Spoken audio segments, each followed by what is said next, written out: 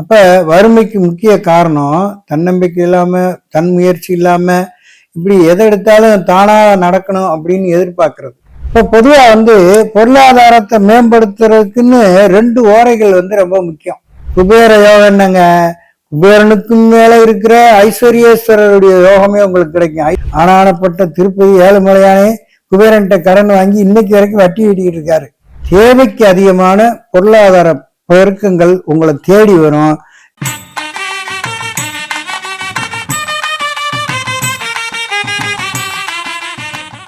ஆன்மீக அன்பர்கள் அனைவருக்கும் வணக்கம். இப்ப இந்த வறுமை நீங்கி குபேர சம்பத்து கிடைக்க அப்படிங்கிறத பத்தி சித்தர்கள் என்ன சொல்லியிருக்கிறாங்க அப்படிங்கிறத பத்தி இப்ப நம்ம இந்த வீடியோ மூலமா பார்க்க போறோம். இப்ப வறுமை எதனால வருது அப்படின்னு சொன்னா, தன் முயற்சி எதுவும் இல்லாம இருக்கிறது, மன வலிமை இல்லாம போறது, நமக்குள்ள ஒரு பயம் இருக்கிறது, நம்ம மேல ஒரு நம்பிக்கை இல்லாம போறது. இது மாதிரி உங்களுக்கு எப்பயுமே வறுமைக்கு காரணமே இதெல்லாம் அடிப்படை. எந்த முயற்சி எடுக்க மாட்டீங்க. எடுக்காமலே தானே வருமானம் வரணும், தானே எல்லாம் நடக்கணும், இறைவனாக பார்த்து நமக்கு என்னத்தையாவது கொடுக்கணும், இப்படி எதிர்பார்ப்பு. அப்ப தன்னம்பிக்கை, உங்க மேல ஒரு நம்பிக்கை இல்லாம போறது. அப்ப நீங்க உங்களை நம்பலைன்னா அப்புறம் எப்படி அடுத்தவங்க உங்களை நம்புவாங்க? அப்ப இந்த மாதிரி உங்க மேல ஒரு நம்பிக்கையை நீங்க உருவாக்கணும், தைரியத்தை வச்சுக்கணும். அப்ப வறுமைக்கு முக்கிய காரணம் தன்னம்பிக்கை இல்லாம, தன் முயற்சி இல்லாம, இப்படி எதை எடுத்தாலும் தானா நடக்கணும் அப்படின்னு எதிர்பார்க்கறது.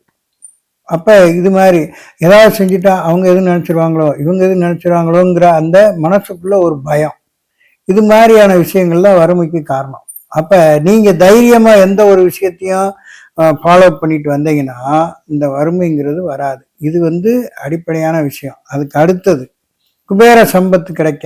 குபேர சம்பத்துனா என்னது? எதையுமே எதிர்பார்க்காம ஏதாவது ஒரு விதத்துல பணம் வர்றது போறது, கொடுக்கல் வாங்கல்கள் சிறப்பாக நடக்கிறது. இது மாதிரி உங்களுக்கு அந்த குபேர சம்பத்துக்கள், வறுமை நீங்கி குபேர சம்பத்து கிடைக்கிறதுக்கு நாம என்ன வழிமுறைகள் செய்யணும் அப்படிங்கிறத பத்தி இப்ப நம்ம விரிவா பார்த்தோம். இப்ப பொதுவா பொருளாதாரத்தை மேம்படுத்துறதுக்குன்னு 2 ஓரைகள் ரொம்ப முக்கியம். குரு ஓரை, சுக்கிர ஓரை. இந்த குரு ஓரை சுக்கிர ஓரை என்னன்னைக்கு வருதோ அந்த ஓரையில குரு ஓரைன்னு இருக்கும், சுக்கிர ஓரைன்னு இருக்கும். நீங்க காலண்டர்ல பின்னாடி திருப்பி பார்த்தீங்கன்னா சுப ஓரைகள்னு போட்டிருக்கோம். அந்த ஓரைகள்ல குரு ஓரை சுக்கிர ஓரை இந்த 2ஐயும் எப்போ வருதோ அந்த டயத்தை எடுத்து குறிச்சு வச்சுக்கோங்க. குறிச்சு வச்சுக்கிட்டு ஒரு குபேர எந்திரம் வாங்கிக்கோங்க. குபேர எந்திரம்னு கேட்டீங்கன்னா உங்களுக்கு நாட்டு மருந்து கடையில, இந்த பித்தளை பாத்திரங்கள் விற்கிற கடைகள்ல எல்லாம் அந்த எந்திரங்கள் வச்சிருப்பாங்க. அல்லது இந்த பூஜை ஜாமான்கள் வச்சிருக்காங்க இல்லையா, அந்த இடத்துகள்ல இந்த எந்திரங்களும் சேர்த்து வச்சிருப்பாங்க. அந்த எந்திரத்தை நீங்க குபேர எந்திரத்தை வாங்குங்க. இந்த குபேர, அது லட்சுமி குபேர எந்திரமா இருந்தாலும் சரி, குபேர எந்திரமா இருந்தாலும் சரி, இதை வாங்கிட்டு ஒரு பஞ்சகவியத்தை வாங்குங்க. பஞ்சகவியத்தால இந்த எந்திரத்தை அந்த பிளாஸ்டிக் பேப்பர்ல சுற்றி இருக்கும், அந்த பிளாஸ்டிக் பேப்பரை தூக்கி போட்டு நல்லா அந்த எந்திரத்து மேல பஞ்சகவியத்தால நல்லா அலம்பி வச்சுட்டு அந்த எந்திரத்தை எடுத்து இந்த சுக்கிர ஓரையில அல்லது குரு ஓரையில நான் சொல்ற இந்த மந்திரத்தை நீங்க தொடர்ந்து நீங்க சொல்லிக்கிட்டு வந்தீங்கன்னா வெகு விரைவில் நீங்க பெரிய பண வரவுகள்ல எல்லையில்லாத வருமானம் வரக்கூடிய அளவுக்கு வரும். இது சாத்தியமா அப்படின்னா, நான் ஏற்கனவே சொன்னேன் இல்லையா, தன் முயற்சி இல்லாம இருக்கிறது, தன்னம்பிக்கை இல்லாம இருக்கிறது, இந்த மாதிரி இருக்கிறவங்களாம் இதை ஃபாலோ பண்ணீங்கன்னா ஒன்றும் நடக்காது.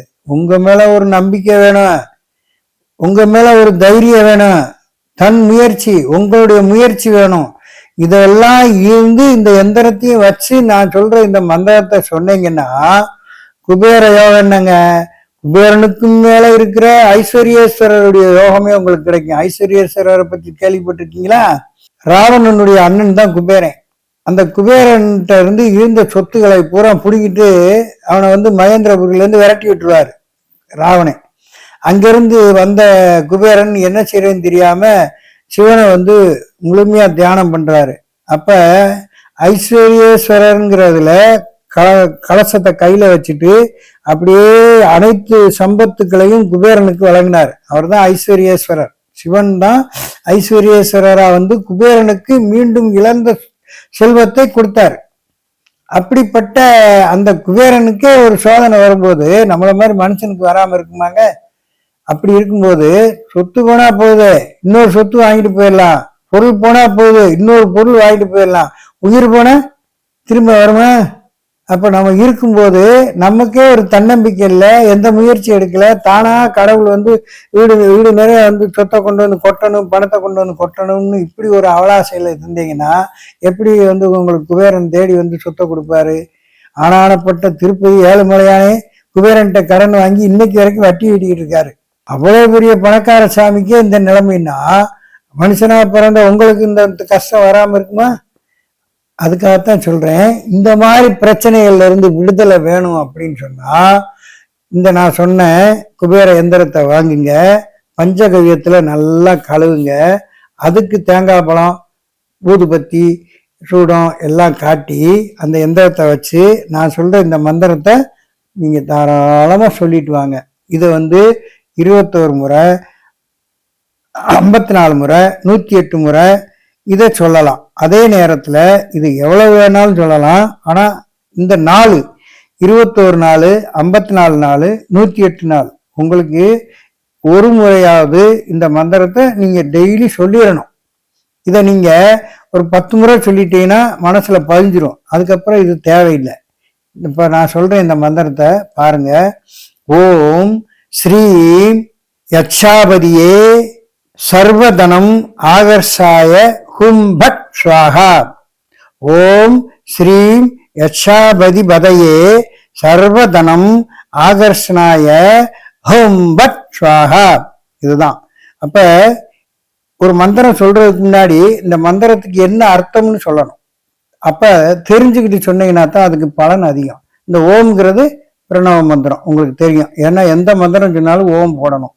ஸ்ரீம்ங்கிறது மகாலட்சுமி, மகாலட்சுமியினுடைய அம்சம் தான் ஸ்ரீம். ஸ்ரீம்னு சொன்னாலே மகாலட்சுமியினுடைய சம்பத்துக்கள் நம்மளை தேடி வந்துடும். யட்சாபதி வதையே அப்படின்னா யட்சரர்களுக்கு அதிபதியா இருக்கக்கூடியவனே குபேரா அப்படிங்கிறது. அதாவது யட்சர்கள்ங்கிறது அது ஒரு டீம். இந்த பணம் பொருள்களை கஜானாக்களை பாதுகாக்கக்கூடிய ஒரு டீம், அதாவது சிவனால் உருவாக்கக்கூடிய ஒரு டீம். அந்த டீமுடைய அதிபதியா இருக்கக்கூடியவனே சர்வதனம். சர்வதனம்னா 16 விதமான செல்வங்களும் தரக்கூடிய சர்வதனம். ஆகர்ஷனாய அப்படின்னா அழைப்பு, வரவழைக்கிறது. ஆகர்ஷனாய ஹும்பட் ஸ்வாகா, அதில் உள்ள தடைகளை நீக்கி எனக்கு முழுமையாய் கிடைக்க செய்வாய் அப்படிங்கிறது. நீங்க மட்டும் பயன்பெறதா இருந்தா நம்ம சொல்லுங்க. பொதுவா நீங்க ஒரு தொழில் பண்றீங்கன்னா ஸ்வாகா சொல்லுங்க. இத வந்து ஓம் ஸ்ரீம் யட்சாபதி பதையே சர்வ தனமே ஆகர்ஷனாய ஹும் பட் ஸ்வாஹா. இந்த மந்திரத்தை சொல்லி பாருங்களேன், ரொம்ப அற்புதமா இருக்கும். நான் சொன்ன எந்திரத்தை வச்சு இந்த மந்திரத்தை கையில, இப்படி எந்திரத்தை கையில வச்சுட்டு இடது கையில வச்சு வலது கையை மூடிக்கிட்டு இந்த மந்திரத்தை ஒரு 10 முறை பார்த்து படிங்க. அப்புறம் தன்னாலே மனப்பாடம் ஆயிரும். அப்புறம் தொடர்ந்து சொல்லிக்கிட்டே வாங்க. 21 நாள், 54 நாள், 108 நாள் தொடர்ந்து இந்த மந்திரத்தை ஒவ்வொரு நாளும் 108 முறை தொடர்ந்து சொல்லிட்டு வாங்க. தேவைக்கு அதிகமான பொருளாதார பெருக்கங்கள் உங்களை தேடி வரும். இந்த ஐஸ்வர்யேஸ்வரரே உங்களுக்கு வந்து அந்த பொருளாதாரத்தை தேடி கொடுப்பாரு. இதுக்கு உங்களுடைய முயற்சியும் தன்னம்பிக்கையும் ரொம்ப முக்கியம். இதை ஃபாலோ பண்ணி சிறப்பாருங்க. நன்றி, வணக்கம்.